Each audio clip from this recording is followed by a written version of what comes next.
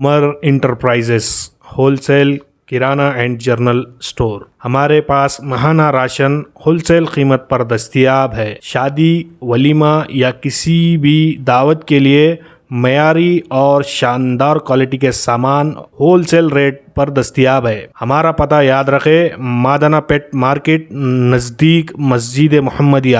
اس نمبرات پر آج ہی کانٹیکٹ کریں 9700145714 77025705575۔ Umar enterprises wholesale kirana and general store. علماء کو اللہ کے رسول کی ڈائریکٹ دعا ہے، اے اللہ میری امت کے علماء کو تو آباد رکھ، ان کا دسترخوان آباد رکھ۔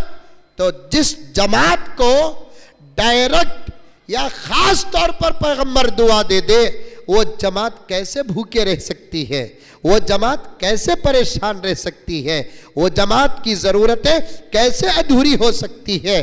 دوستو، وقت کا تقاضا، اپنے بچوں کو اس پرفتن دور میں اگر کوئی ماں باپ چاہتے ہیں کہ ان کی آخرت ایسے حل ہو جائے جیسے مسکے میں سے بال نکلتا ہے، تو ایسے ماں باپ کو چاہیے کہ وہ اپنے بچوں کو حافظ قرآن بنائے۔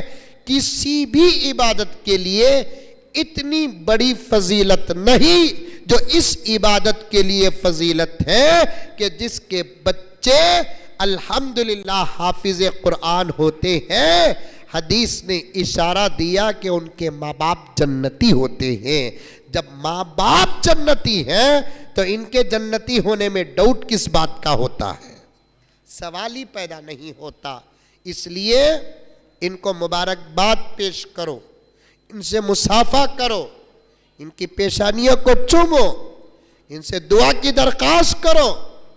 ہو سکتا ہے تمہارے گزارش پر خلوص ہو تو حشر کے میدان میں یہ تمہاری سفارش کریں گے۔ ضروری نہیں کہ ان کے خاندان ہی کا فرد ہو، بلکہ ان کے ساتھ جو محبت کا سلوک کرتا ہے، کل قیامت میں سفارش کے وقت یہ بچے آپ کی سفارش کریں گے۔ اور آج کے اس جلسے میں جہاں بچوں نے قرآن پاک یاد کیا، وہاں بچیوں نے بھی قرآن پاک یاد کیا۔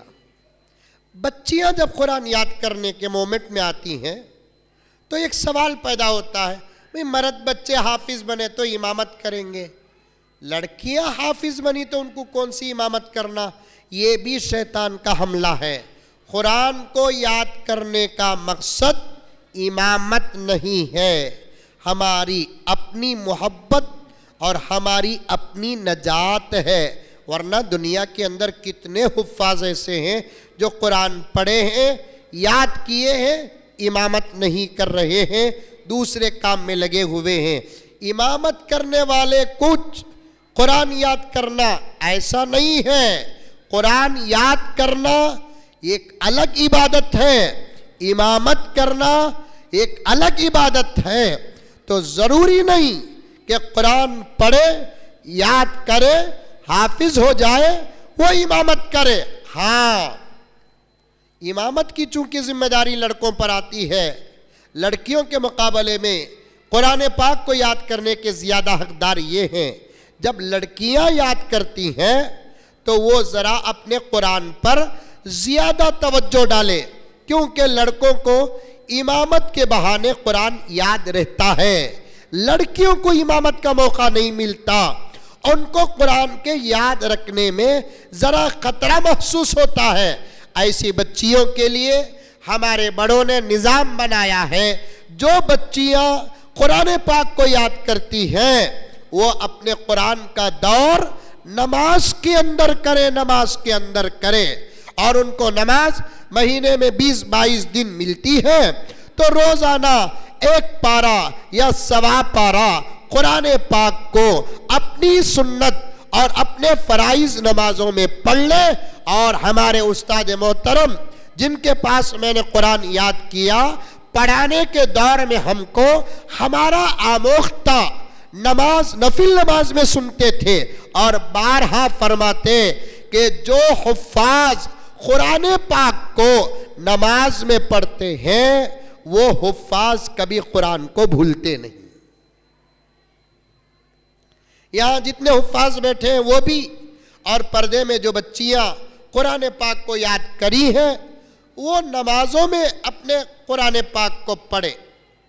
فجر کی سنت میں ایک پہلی رکعت میں 2 صفحے، دوسری رکعت میں 2 صفحے، 4 صفحے ہو گئے. فرض میں 2 صفحے اور دوسری رکعت میں 2 صفحے، 4 ہو گئے. تو تقریباً آدھے پارے کے قریب ہی الحمدللہ فجر کی نماز میں آپ کو قرآن کی تلاوت کا موقع مل جائے گا. 4 4 8 حافظی قرآن کے اعتبار سے آدھے پارے کو 10 صفحے ہوتے ہیں، یہاں 8 صفحے ہو گئے. دن بھر آپ نمازوں میں 1.5 پارہ 2 پارے کا دور کر سکتے ہیں. لیکن آج کل تو مردوں کے مقابلے میں عورتوں کی نمازیں، عورتوں کے مقابلے میں مردوں کی نمازیں فیضی کی طرح جا رہی ہیں. اتنی فارش نماز پڑھتی. آپا دودھ گرم کرنے رکھو آکو، نماز پڑھ لی تو بھی وہ دودھ ابلتا نہیں. ہر رکعت میں دیکھو انا آتینا کل کوثر قل هو اللہ احد، انا آتینا کل کوثر قل هو اللہ احد. نہیں، نمازوں کی رکعتیں جتنی لمبی ہوں گی اتنا زیادہ ثواب. میرے آقا کے بارے میں آتا ہے آقا صلی اللہ علیہ وسلم اتنی لمبی لمبی نماز پڑھتے تھے کہ آقا کے قدم مبارک لمبے قیام کی وجہ سے موٹے ہو جاتے، ورم آ جاتا، موٹے ہو جاتے. آپ بھی لمبی لمبی نمازیں پڑھو، چلتے پھرتے بھی قرآن پڑھتے رہو، انشاءاللہ تعالی یاد رہے گا. اور پھر اس قرآن کو آگے بڑھاؤ، اپنے محلے کے بچے اور بچیوں کو قرآن پڑھاؤ، تجوید کے ساتھ قرآن پڑھاؤ.